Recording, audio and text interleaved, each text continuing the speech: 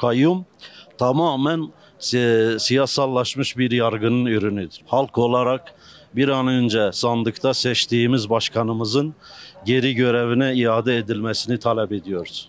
Şimdi bizim tepkimiz her zaman hırsıza karşıyız. Her zaman hırsız yeter artık. Kayyuma karşıyız biz de. Kayyum istemiyoruz. Bu hırsızlık artık bitsin. Teşekkürler, sağ olun. Hırsız dediniz. Nasıl bir hırsızlıktan bahsedebiliriz? Gaspçı her zaman hırsızdır. Kayyum nedir? Kayyum hırsızdır. Gelip de belediyeyi suyup da gidecekse gelmesin. Kayyum istemiyoruz kardeşim, bu kadar basit. İrade çalmasınlar kardeşim. Doğrularını hiçbir zaman söylemiyorlar. Ne MHP devlet yönetebilir, ne AKP. Ne AKP yönetiyor, ne MHP. Yaptıkları ilk şey nedir? Yaptıkları hırsızlıktan başka hiçbir şey değil. O geliyor, bunu cebine bırakıyor. O gelip onu cebine çıkartıp yerin cebine bırakıyor. Hakkıyla kazandı, şerefliyle kazandı. Ne bize yani koyma atıyorlar bugün. 315 trilyon para kime verdiler? Nerede o para? Nerede gitti? 315 trilyon para nereye gitti? Kendi çıkarınız içinde böyle yapıyorlar. Çalmak. Sizce nereye gitti? Sizce nereye gitti o para? Biz ne bilir beşli çeteye verdiler. Biz kayyumları kabul etmeyeceğiz. Kayyumlara karşıyız. Recep Tayyip Erdoğan kendisi söylemişti. Sandıktan çıkan her oya bir saygı göstereceğiz. Ama bunları herhalde biz bugün de gördük, yaşıyoruz. Kürtler için değil. Kürtlere saygı duymuyorlar. Kayyum da ilk gün valiye atıyorlar. İkinci gün bir ay sonra AK Parti çalışanları belediyeye eleştiriyorlar. Biz kayyumun Hakkari'de ne iş yaptığını açık ve net görüyoruz. Nettir. Biz ne kadar para çaldığını çok iyi biliyoruz. Kayyumları kabul etmeyeceğiz. Saygı göstermeyeceğiz kayyumlara. Çaldıkları çok açık ve net paralar var. Bugün bugün Hakkari Belediyesi'ne olan bina DEM Parti dönemlerinde kalan binadır. Eğer ki bizim dönemimizde kalan binalar olmasa bugün zenginlerin kiracısıydı belediyemiz. Kayyumların ne iş yaptığını biliyoruz. Kayyumların hangi parayı götürdüğünü çok iyi biliyoruz. Bugün kayyum hangi yüzle gelecek? İlk gün vali gelecek, biz bilmiyor muyuz? İkinci gün AK Parti'deki çalışanları belediyeye eleştireceklerini biz bilmiyor muyuz? Listeler hazırlandı, şu anda da çok net listeler, isimler var önümüzde. Hangi yüzle halka bakacaklar? Kaç oyla gelecekler? Sümbül Dağı'nı sandıkta yenemediler. Bu büyük bir şereftir bizim için. Biz bu şerefi, gururunu, onurunu yaşıyoruz. Biz seçimi sandıkta alıyoruz. Onlar da bariyerle alıyorlar. İşte gördüğünüz gibi bariyerle. Seçim bariyerle alınmaz. Seçim sandıkta alınır. Saygı gösterseler de göstermeseler de biz onların kayyumlarına saygı göstermeyeceğiz. Nettir bu. Yarın Devlet Bahçeli ile beraber gelsinler. Erken seçim istiyoruz.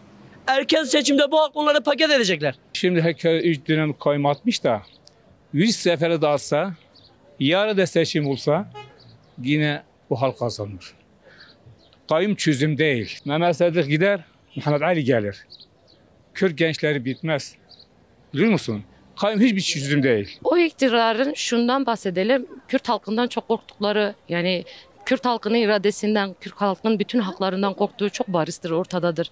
Ve şu şekilde de anlatalım. Yani 3 dönem kayyumluktan bahsediyoruz. Şu anda da belediyemize atanan kayyumdan bahsediyoruz. Yıllardır dayattıkları her şeyi, bütün zulümleri, seçim sürecinde dayattıkları bütün zulümleri şu an zaten sonuçları belliydi, yapacakları belliydi. Kaldıramadıkları, tahammül edemedikleri bir seçimden geçtik aslında. Kayyum atamalarıyla sadece iktidarın yıllardır Hakkari üzerindeki politikada elde edemediği seçmen iradesini gasp etmek istiyor. Belli dönemlerde bu sürekli sık haline geliyor. Kayyumlar döneminde seçmen zamanında zaten AKP'nin stratejisi bellidir. Seçmene para dağıtarak, çek dağıtarak, devletin kolluk gücüyle hükmederek almaya çalıştığını, alamadığını şimdi böyle kayyum adı altında almaya çalışıyor. Biz de Hakkari halkı olarak, Hakkari gençlik olarak, Hakkari esnafı olarak böyle bu tepkiye karşıyız. Bunu kesinlikle kabul etmeyeceğimizi bütün kamuoyuna bilmesini isteriz. Halk iradesiyle seçilen bir yönetici, seçilen bir belediye eş başkanı ancak halk o iradeyi elinden alabilir. Başka hiçbir güç bunu kabul edilecek bir tarafı yoktur. Biz halkın iradesine yapılan bu hırsızlık, bu talandır, bu insanları karşı karşıya getirmektir. İnsanların iradesini yok saymaktır. Bu Hakkari'ye değil, bütün Türkiye halklarına yapılan bir gapstır. Bu gaps gerçekten kabul edilecek bir tarafı yoktur. Kayyumlar da neden atılıyor? Kayyumlar zaten biz biliyoruz. Batı'daki sol sosyalistler biliyorsun tamamen ellerinde imkanları aldı. Bu memlekette işte kayyumların sebebi şu. Rantı işte nereye aktaracaklar? İşte cemaattır, ne bileyim AKP'nin dernekleridir, MHP'nin işte çetelerine aktaracaklar. AKP ile MHP faşist zihniyeti uzatmaları oynuyor. Başarırlar mı?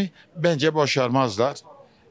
Bence İstanbul gibi nasıl düştülerse burada da kül olup bitecekler ve siyasi olarak da